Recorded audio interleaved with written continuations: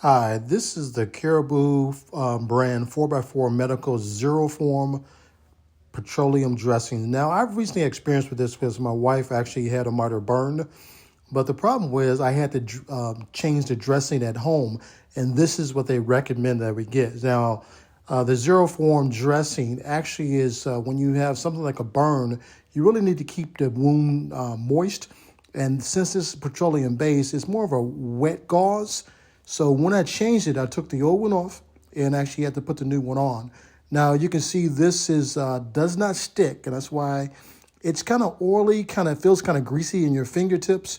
But when you put this on, it doesn't stick to the wound, and that's the main advantage to having this type of bandage. So especially if you need a bandage of this type, this is the one to have.